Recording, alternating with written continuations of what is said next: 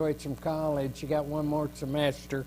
She doesn't know yet what she wants to be, but it was a lawyer at one time, but I think she got to learn the light. Don't be a lawyer. I don't know. I don't know if that's the case, but you'll have to talk to her and find out what she has plans for her future. In Genesis chapter 17 that we already studied, God appeared to Abram, that his name will soon be changed to Abraham, when he was 99 years old, and he established, God did the land promise with him. He made a covenant with him. He talked about that covenant since he's 75 years old. And so now he had them in chapter 17, the covenant of circumcision, and for all the males. And his name in chapter 17 was changed from Abram to Abraham and Sarai to Sarah. So there's been some great changes in a man of faith. And so now here in chapter 18, this is an unbelievable chapter, and there's so many messages for us. We're going to see a judgment and destruction of Sodom and Gomorrah. I guess if you wanted to outline the chapter, it has a visitation from the Lord and two angels and heavenly visitors. And then we see his hospitality to them, Abraham, in verses 3 through 8. And then you remember when Sarah laughed in the tent, but she was going to have a child, Isaac. And what did she do in the tent? She giggled. She laughed. She was appalled. And she's 90 years old. And so, and then we have one of all of our favorite parts, when Abraham negotiates with God, and God knows he's going to negotiate with him. And we see it go down and down and down, the number of righteous people to be found in Sodom and Gomorrah. It got down to how many? Got down to 10, and not even 10 was found. So let's go to Genesis chapter 18, verses 1 and 2. Now the Lord appeared to him by the oaks of Mamre while he was sitting at the tent door in the heat of the day. When he lifted up his eyes and looked, and behold, 3 men were standing opposite him. And when he saw them, he ran from the tent door to meet them and bowed himself to the earth. Now you can see he doesn't know right now who these 3 are, but you see in the ancient of times how they were polite, how they were receptive to visitors. And so here are these 3 visitors, and one of them is the Lord. And if you want to say it's God, because it's all caps, L-O-R-D, or it could be Jesus, the Son of God. Either way, Jesus is God, so it's God. So either way you want to look at it, it's Jesus who is there, or it's God. Mamre is about 3,000 feet high in the mountains of Judea. It was south of Jerusalem. This is where Abraham went after he gave Lot his choice of land. You remember when Lot, he got him together and said, I'll go to the right, you go to the left. If you go to the left, I'll go to the right, that thing. And so Lot looked down below in the plain of Jordan, is well watered and beautiful like a garden, and he said, that's what I want. But the problem was what? Sodom and Gomorrah was down there, and he moved his tent where? Near Sodom. Yeah, made a bad choice. And so most likely it's in the early afternoon, this event right here. And Abraham's sitting at the tent door. I wonder what he's trying to do. What's he doing? It's in the heat of the day. He's sitting there in the edge of his tent. What's he really trying to do right now? He's trying to what? Trying to get a little breeze. We've all been there before we had air conditioner. Oh, remember how life was? I do. So he's sitting there in that tent, and he's trying to get some breeze to stay cool in the heat of the day. And when he looks up, he saw that he was only a few steps away from these 3 men, which is God and 2 angels. Now, he don't know that, but he will know, and I think we'll be able to see exactly when he decides he knows who that is. So I want you to notice in this chapter all of these things that are taking place. It takes Abraham a little while to know who it really is. But I believe that you're going to be able to read here as we study, and you'll be able to say, him see a little light bulb go off and go, oh, uh-oh. I know exactly who this is I'm talking to. And we'll see that. So verses 3 through 8. And he said, my Lord, now if I have found favor in your sight, please do not pass your servant by. Please let a little water be brought and wash your feet and rest yourselves under the tree. I will bring a piece of bread that you may refresh yourselves, and after that you may go on, since you have visited your servant. And they said, so do as you have said. So Abraham hurried into the tent of Sarah and said, quickly prepare 3 measures of fine flour, knead it, and make bread and cakes. And Abraham ran to the herd and took a tender choice of calf and gave it to his servant, and he hurried to prepare it. He took curds and milk and the calf which he had prepared and placed it before them, and he was standing by them under the tree as they ate. I'm going to stop right there.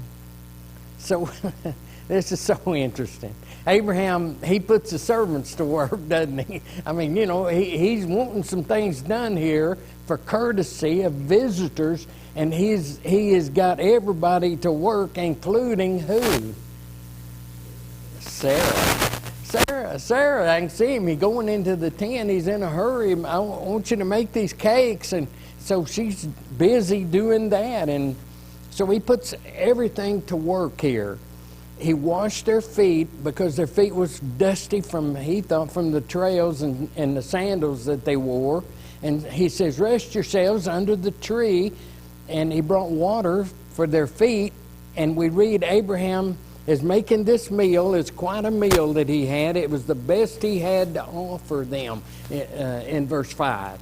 The best he could come up with in such a quick notice. So Abraham ran to the tent, verse 6, and he tells Sarah 3 gallons of fine flour, the best they had, use it to make bread cakes and give them. Then Abraham ran to the herd in verse 7. He took a tender calf of choice, the best he had of the flock, and he had the servant prepare a meal. He took curds and milk and the calf. Verse 8, he placed the meal before him, and he stood by them as they ate. The curds, I always look at this because I think of something.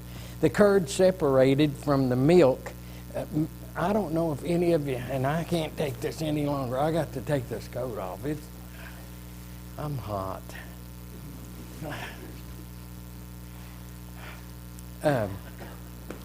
Y'all remember that old separator? Do you remember that? Them old separators? Beverly's grandmother had an old separator, and you go in the kitchen, there's a monster machine sitting on this counter, and that old separator did a lot of things. I'm sure, I know it separated the milk from the cream, but it also did other things, didn't it? It separated where you could make buttermilk or anything like that from the milk.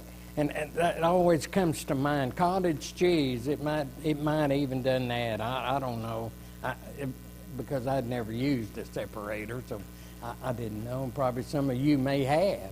And if you have, speak up. I must be as old as everybody else. Before. Anyway, so here he goes. He's doing all of these things. Now let's go to verse number 9. Let's look at 9 through 15. Then they said to him, where is Sarah, your wife? And he said, there in the tent. And he said, I surely will return to you this time next year, and behold, Sarah, your wife, will have a son. And Sarah was listening at the tent door, which was behind him. Now Abraham and Sarah were old, advanced in age, and Sarah was past childbearing. And Sarah laughed to herself, saying, after I have become old, shall I have pleasure, my Lord, being old also? And the Lord said to Abraham, why did Sarah laugh, saying, shall I indeed bear a child when I am so old? Is anything too difficult for the Lord? at the appointed time I will return to you, and at this time next year Sarah will have a son. Verse 15. Sarah denied it, however, saying, I did not laugh, for she was afraid. And he said, no, but you did laugh. I get so tickled with this because I can see this. Can y'all see this? Are you outside the tent looking at all? I am. I'm seeing all this. So he says, where's Sarah, your wife? And Abraham said, she's in the tent. And so you see these verses 9 through 15, and Abraham's beginning, and I think at this point right here, figured out exactly who these visitors are. I think it started right here. He figured out exactly who he was talking to. He might not know it was the Lord, but he would know that it's an angel or someone of knowledge that was sent by God. He's caught on now. And so he says, surely I'll return to you at this time next year. And Sarah, what was she doing? She does what a lot of women will do. You see, I notice the difference between a woman and a man. We walk into a room, we men, Todd, and we looking straight ahead, and we might glance over to the right or to the left and see and talk to someone and see things, but not a woman. She walks into a room, she takes it all in, everything. She sees the curtains, that there are no curtains. She sees the green plant. She knows about how many fans are in the room. She knows where the clock's located, the thermostat. She knows everything. She knows the deal on the board that says how many people been here and where the songs are. She knows what each lady's wearing. She knows the jewelry. She knows everything. Takes it all in. And Sarah is taking it in. She is taking it in. The promise of a son is right here, is being renewed by God. Not only a son, but he gives them the time. Hey, this time next year, you're going to have a son. And it's so amazing. And she's eavesdropping, and she's listening at the tent. And I believe this is when Abraham knows that he's speaking to somebody higher than just a visitor. And only Almighty God would know this. They both passed what? What are they both past? Childbearing. They're too old, verse 11. So Sarah laughed to herself in verse 12. She's only thinking. And that's the problem that we have in life even today. She is thinking what? She's not thinking, she's what? Physical. She's not thinking spiritual. And as a Christian, we must think spiritual. Yeah, we live in the physical world. We think about physical things. But listen, we're to think spiritual. We've been changed. Once we went right down there and that watery grave and we came up, we're being transformed. We're being renewed in our mind. We're being redeemed. And something changes within us, in our soul. And it's amazing. Sarah laughed to herself. Physically, it's impossible. But spiritually, nothing is impossible to who? Does that pertain to today? Listen, we live in a terrible world. You got to worry about driving down the interstate because you're going to make somebody mad and you don't know you made them mad, and they shoot your car with a .45 pistol. And all the sin and all the things that are happening, and you can't turn on the news even without seeing the drag queens. I could care less, wouldn't you? Don't you? But we're seeing all this stuff, and it's pushing on us. And all this stuff is trying to be, the world is trying to tell us we need to accept this kind of stuff. Isn't that what's happening? Remember when, yes, sir. Oh, good. That's good. You're protected. Remember when things used to be And we were so shocked by it and appalled by it. But now we seem like we hardly blink an eye. Well, you can't blink an eye to all this.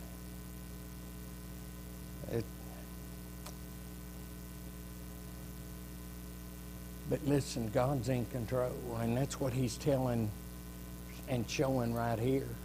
Nothing's impossible to God, and we put our faith and our trust in Him.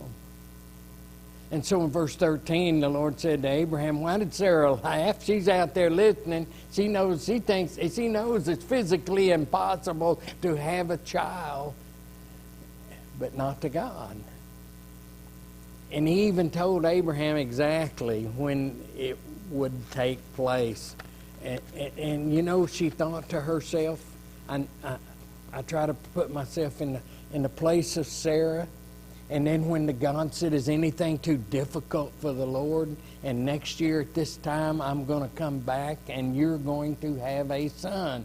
And Sarah almost tried to deny it because she's thinking physical. So she's afraid in verse 15, and God told her,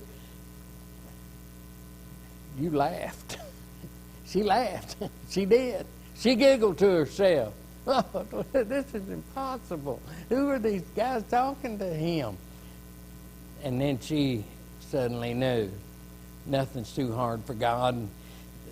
You know, you walk outside at night and you look up in the sky and you see all of the beautiful galaxies and stars, and you see when I was a kid, you could walk out there and you saw, thank you, the Milky Way with all its colors, but now all you can see is white. The white of the Milky Way. At least you can see that. And you can't help but think, my Lord and my God, how great thou art. Nothing's too hard for God. He's going to see us through all of these things. He's going to get us through it. In verse 16 through 21, we have this revelation now. In verse 16, then the men rose up from there and looked down toward Sodom, and Abraham was walking with them to send them off. Abraham's heavenly guests have been fed by him. He has listened to what is going to happen next year, that they're going to have a child. They concluded their business with Abraham and Sarah, and now they're walking off, and they're going to go from Hebron, where he is, to Sodom and Gomorrah. And Abraham goes with them a little ways. And then in 17 through 22, God communicates with the two angels, and Abraham was unable to hear this conversation. So let's look at this conversation he had, verses 17 through 22. The Lord said, shall I hide from Abraham what I'm about to do?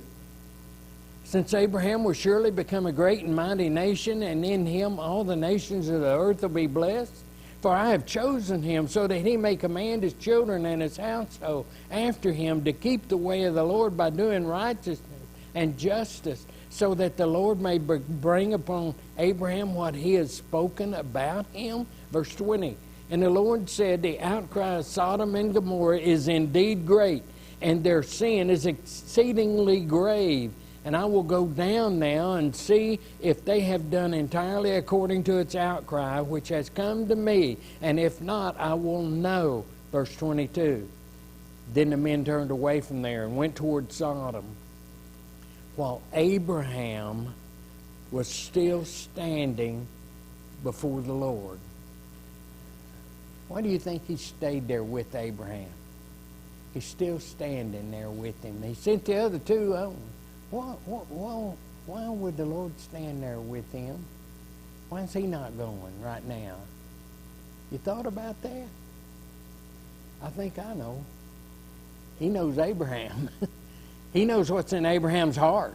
He knows what's on Abraham's mind. Listen, he knows our hearts. He knows what's on our mind. He surely knows what's on Abraham's mind. So he's staying there because he knows that Lot and his family is in that Sodom, and he knows that Abraham's concerned about his nephew Lot and his family, but also who might be righteous that's still in that city that's going to be destroyed. He knows all that. God knows his heart, and he knows what he's wanting to continue to talk to him about. And so he stays there with him. He wants to hear him. He knows what he's going to be saying, but he wants to hear him. God had promised through Abraham that he'd bless all the nations, and it was important to God. And Abraham understood the punishment of Sodom and Gomorrah because of their sin. And God is not going to keep him in the dark. Verse 17 and 18. It reminds me of Amos chapter 3 and verse 7. Surely the Lord does nothing unless he reveals his secret counsel to his servants, the prophets. So in chapter 20, verse 7, Abraham is called a prophet of God. He's revealing to him what he's going to do to Sodom and Gomorrah. It had been nearly 400 years since the flood, and mankind has already forgotten what God has done. Not everyone, but they have forgotten why God destroyed the earth with the flood. Why did he destroy the earth with the flood? Sin. He destroyed the earth because sin was every intent on the hearts of all people. So he flooded the entire earth except how many people? 8 people. Thank you. 8 people. And so he says in verse 19, yeah, I guess people have short memories, don't we? We have short memories. And so in verse 19 he says, for I have chosen him that he may command his children and his household after him to keep the way of the Lord by doing righteousness and justice, so the Lord may bring upon Abraham what he has spoken about him. And so in this verse it's so important because the principles apply to Christians today. Abraham was called by God to keep the way of the Lord. Not just him, but his household and his descendants after him. All Christians, parents, have been given the same responsibility, haven't they? Haven't they? Yes, they have. Yes, they have. We've all been given that responsibility to go and to teach our children and our household, to raise them in the nurture and the admonition of the Lord, the way of righteousness, the way of justice, the way of God. Isn't that true? You tell me if it's not now. I want to know if I'm saying something that's far out of line. Verse 20 and 21. And the Lord say, the outcry of Sodom and Gomorrah is indeed great, and their sin is exceedingly grave, and I will go down and see if they have done entirely according to its outcry which has come to me, and if not, I will know. In these verses, he's going to continue the discussion. And verse 20 brings to mind Cain and Abel. What have you done? Where is your brother? Am I my brother's keeper? And then he cries, your blood cries out from the ground. You remember that?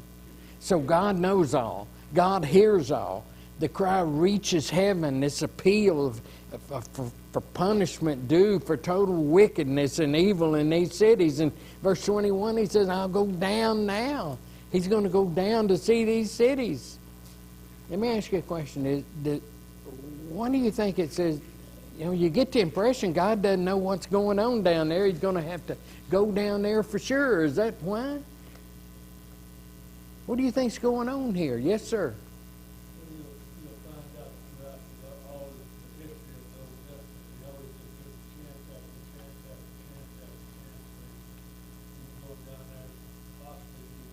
One more chance, isn't it?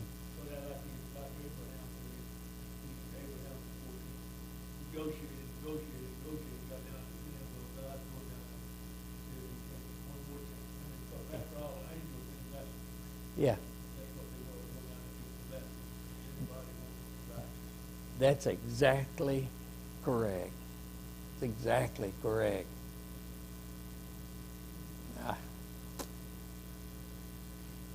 It's amazing to me that Sodom was in the plain of that valley.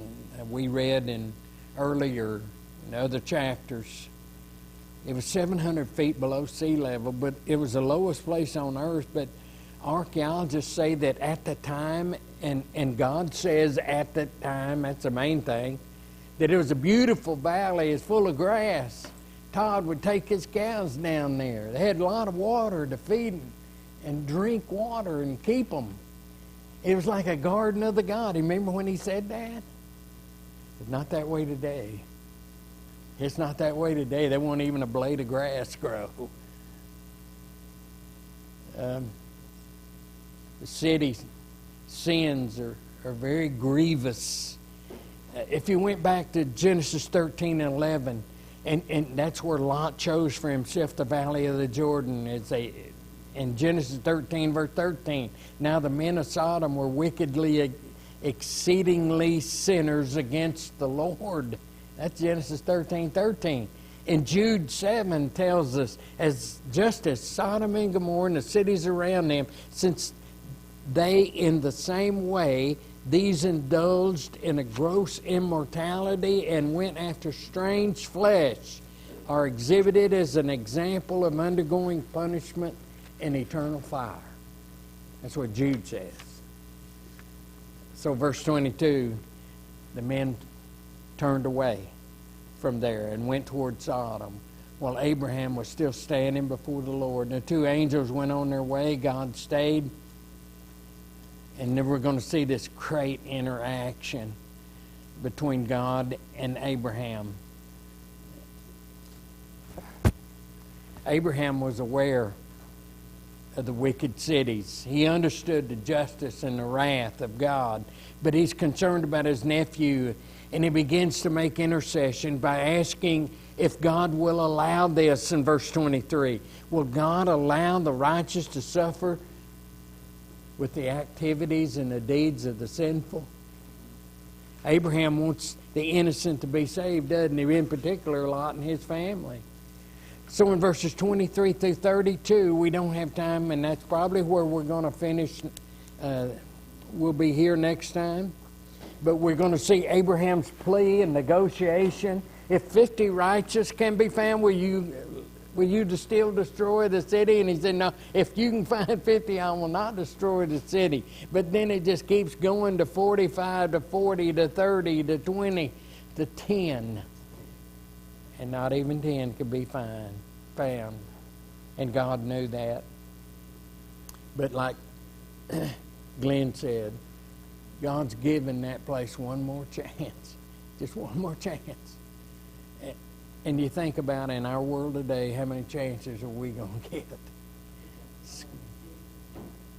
I'm sorry? Oh. She's not talking to us. She's talking to somebody else.